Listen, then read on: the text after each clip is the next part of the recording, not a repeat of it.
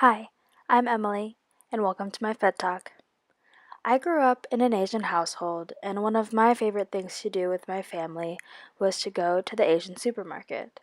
We would spend hours and hours at a time there every trip, and being a huge foodie, I didn't mind.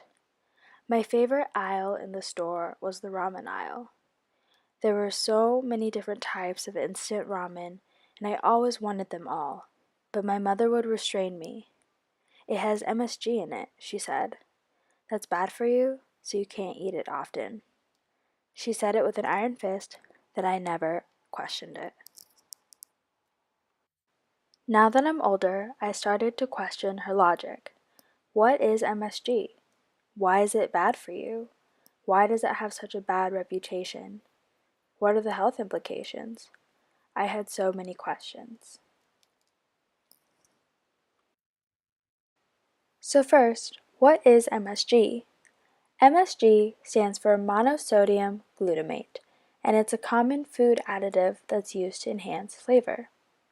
If you break it down, it's simply just sodium, which is the first ingredient in common table salt, and glutamate, which is a synonym for glutamic acid, one of the most abundant naturally occurring non-essential amino acids. MSG enhances the umami flavor of food. Umami is the fifth flavor profile found in meats and broths. It's associated with a savory flavor, and personally, it's my favorite flavor profile. MSG is also most commonly associated with Chinese food. So, is MSG bad for you? The short answer is no. The FDA classifies MSG as, quote, generally recognized as safe, end quote. And this is based on numerous studies where individuals have been given MSG versus a placebo. In these studies, scientists have not been able to consistently observe negative reactions related to MSG intake. The FDA even asked an independent scientific group called the Federation of American Societies for Experimental Biology, FASEB for short, to test out the safety of MSG in the 1990s. The FASEB reported that MSG was indeed safe. This has been tested and retested, and the result is always the same. There's just not enough evidence to link the MSG with negative symptoms that occur.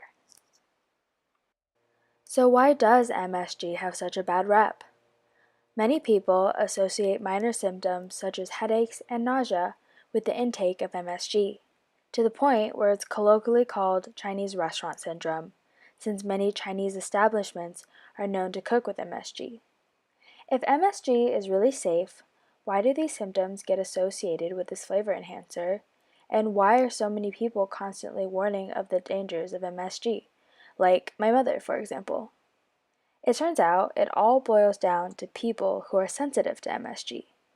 In the same FASEB study, scientists concluded that some sensitive individuals may experience headaches, numbness, flushing, tingling, palpitations, and drowsiness when consuming 3 grams or more of MSG without food.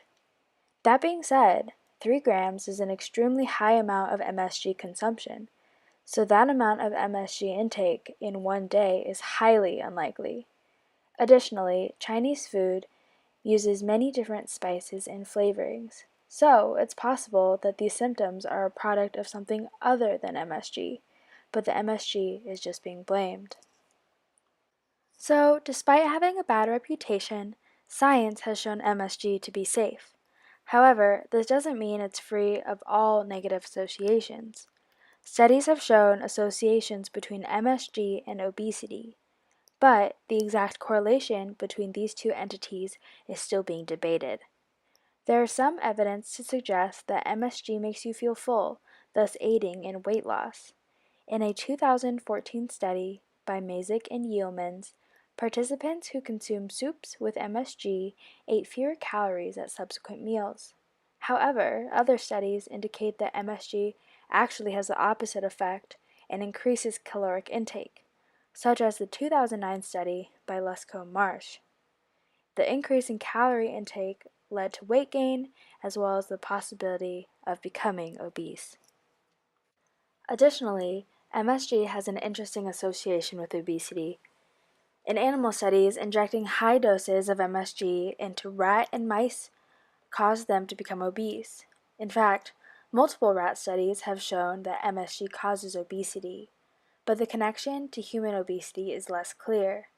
In a 2008 study conducted by the University of North Carolina at Chapel Hill, scientists found that people who consumed MSG in their food are more likely to be overweight or obese when compared with people in the same physical activity amount and total caloric intake who don't use MSG.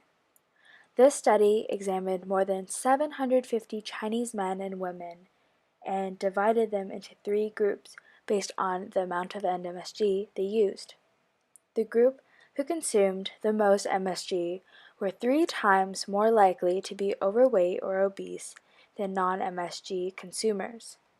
On the flip side, a 2013 Vietnamese study examined 1,528 adults, and no significant association was found between MSG intake and being overweight or obese. But one thing to keep in mind is that in these MSG studies, very high doses of MSG are being used to observe the negative side effects. People don't usually consume that much MSG in their day-to-day lives, so that can't be extrapolated to apply to everyday people. You have to take that kind of data with a grain of salt. Ultimately, more human studies are needed before concrete statements can be made about MSG's link to obesity and weight gain. As of now, the literature is pretty split. I think that in the end, the truth of MSG lies somewhere in the middle. Like everything else, MSG is safe in moderation, but studies have shown that extreme doses of MSG can cause many negative side effects. Some people are more sensitive to others. Some people aren't sensitive to MSG at all. There probably is some association between MSG and weight gain, but with so much conflicting data showing both sides, there just isn't enough evidence based on human studies to make a conclusive statement. So, was my mom right to restrict my instant ramen intake growing up? Possibly. She could have also been wrong. But I suppose it's smart to always err on the side of caution. So until more data comes out, I will be moderating my MSG and my instant ramen intake. In the end, the main takeaway is that MSG isn't this evil killer like my mom thinks it is. It's just a flavor enhancer, and if used in moderation, can really enhance the flavor of foods. So, until more research comes out, go forth and enjoy your MSG-filled foods. That's all for now. Thanks for watching my Pet Talk.